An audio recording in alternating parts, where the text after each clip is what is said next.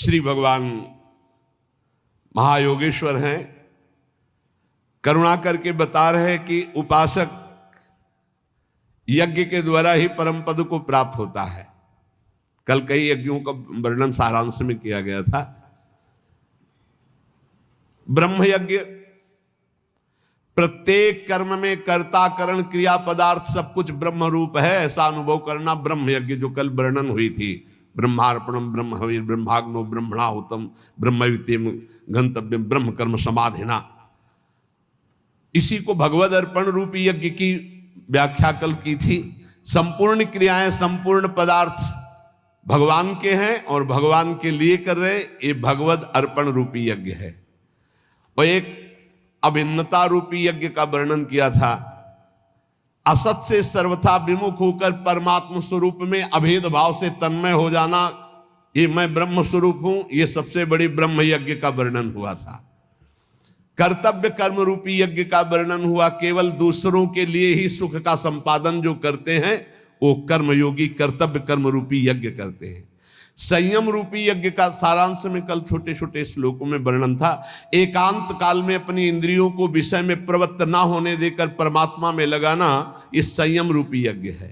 विषय हवन रूपी यज्ञ, व्यवहार काल में इंद्रियों का विषयों से संयोग होने पर उनमें राग द्वेष पैदा ना होना और परमात्मा स्वरूप में स्थित रहते हुए विषयों का सेवन करना, ये विषय हवन रूपी यज्ञ है। समाधि रूपी यज्ञ, मन बुद्धि सहित संपूर्ण इंद्रियां प्राणों की क्रियाओं को रोककर ज्ञान से प्रकाशित सम में स्थित हो जाना, रेचक कुंभक प्राणायाम आदि का जो वर्णन था।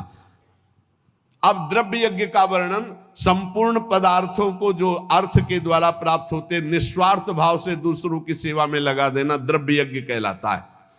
तपो यज्ञ, अपने कर्तव्य का पालन करने के लिए काम क्रोध लोभ मोह मद मत्सर इन सब के वेगों को सहकर इंद्रिय और मन को प्रसन्नता पूर्वक भगवान में लगाना, हर वेग को सहकर, इसे तपो यज्ञ कहते हैं।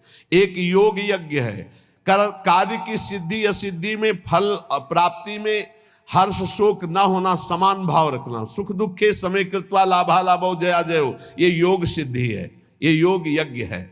स्वाध्याय रूप ज्ञान यज्ञ, शास्त्रों का स्वाध्याय करना, नाम जप करना, नाम कीर्तन करना, ये स्वाध्याय ज्ञान रूपी यज्ञ है। प्राणायाम पूरक कुंभक रेचक प्राणायाम यज्ञ है।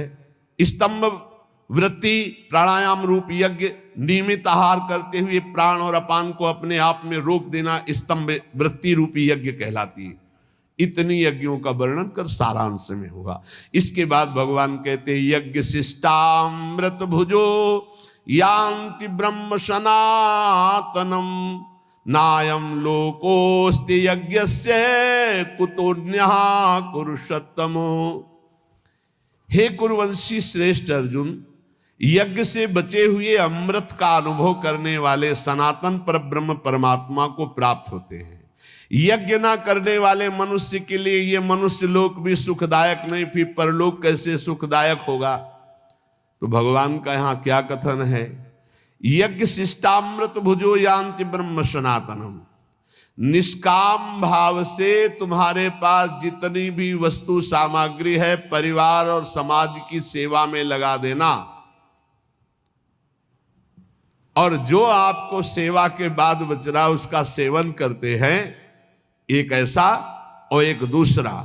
श्री भगवान को विराजमान करके, सब श्री भगवान की वस्तु है, जो भी प्रसाद पाए भगवान को अर्पित करके, वो यज्ञाशिष्ट अमृत भुजो है, वो अमृत भोजन है। मरने वाली सब वस्तुएं अमृत कैसे अनुभव करा सकती हुई, अमृत भगवान है। जब हम भोग लगा देते हैं तो वो प्रसाद अमृत हो जाता है। ऐसे तो अमृत वस्तुएं हैं, सब मृत्यु लोक की जितनी भी वस्तुएं सब मृत हैं, सब नष्ट होने वाली, पर जब हम प्रभु को अर्पित कर देते हैं तो वो प्रसाद हो जाता है, चरणामृत हो जाता है, उच्छिष्टामृत हो जाता है। इन वस्तुओं को जब हम प्रसाद रूप से स्वीकार करते हैं तो ये हमें भगवत प्राप्ति करा देती है। ये बहुत सरल भाषा में समझो, तुम्हारे पास जो भी वस्तुएं हैं भगवान को अर्पित करके परिवार की सेवा में, समाज की सेवा में, स्वयं शरीर की सेवा में वो प्रसाद हो जाए। बिना अर्पित किए न वस्त्र पहनो, न भोजन पाओ, न पानी पियो।